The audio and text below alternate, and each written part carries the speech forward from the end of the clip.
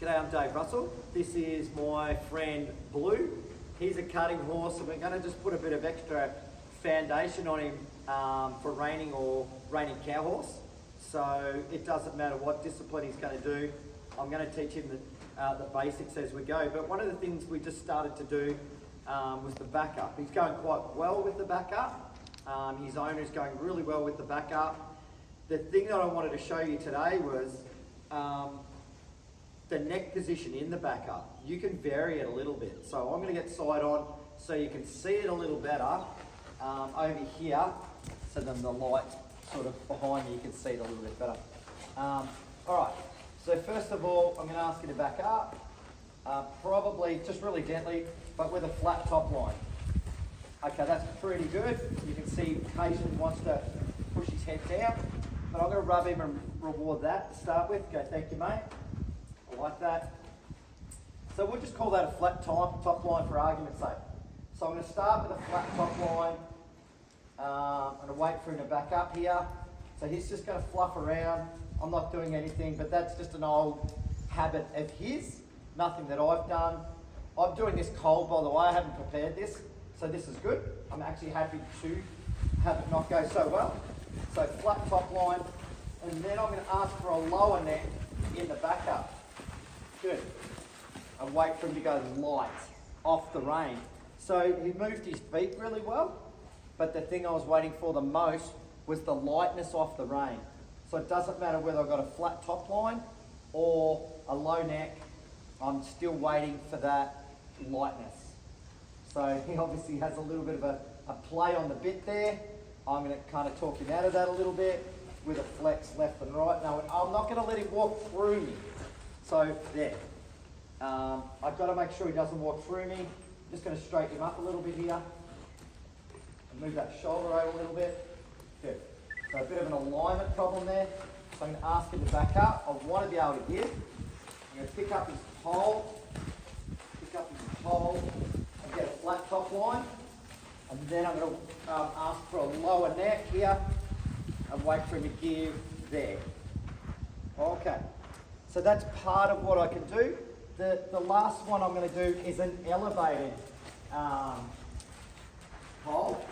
So we've done a flat, we've done a long and low, and now I'm going to elevate. So I want his pole to come up, get rid of the flies, wait for him to come back. So this one is going to lean a little bit more, and he's a little crooked, so that's okay. So I want his pole to come up. All right, so the pole's come up, but what I have noticed is he's hollow in the back because of it. And for those dressage riders, amateur dressage riders that just lift the pole alone, be careful you're not just lifting the head. You're shifting the weight, I'll give you that, but be careful that you're not hollowing out the back. So he's hollowing out the back when I ask for a higher pole. So I might actually ask him to give in the nose a little bit first. Just going to wait for him to give. Wait for there. And now I'm going to use my seat.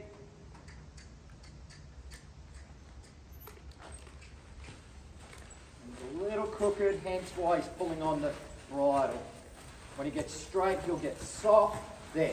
And he just gave him the pole for one step. All right. So I'm just showing the different rein lengths you get.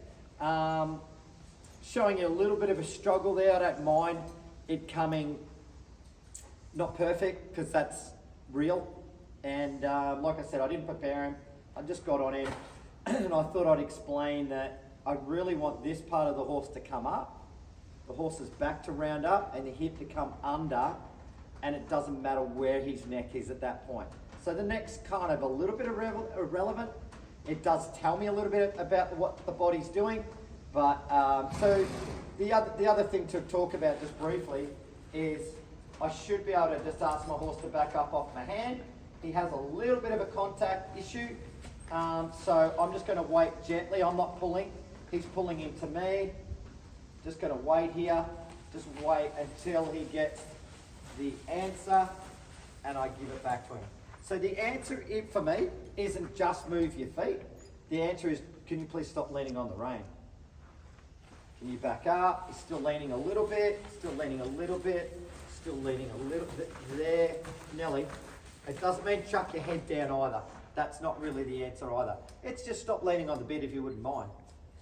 Otherwise you'll get a horse to do the manoeuvres, but he'll do it always with heaviness. So I don't want just the heaviness, I want the lightness. So I want to be able to pick up, touch gently with the rein, flat top line. So you can see this horse moving his hip out. That's an alignment problem. But you see when his shoulders get in line with his hips, he instantly goes soft. So I don't have to pull harder. I'm not here to pull at all. Sometimes he might pull on me. But if I can get him aligned, I know that he's going to give me a better backup. Anyway, I just thought I'd give you that little tip. I'm going to be doing a little bit of training with this horse over the next couple of weeks. So I want to just show you some of the foundation stuff as we go. Thanks, guys.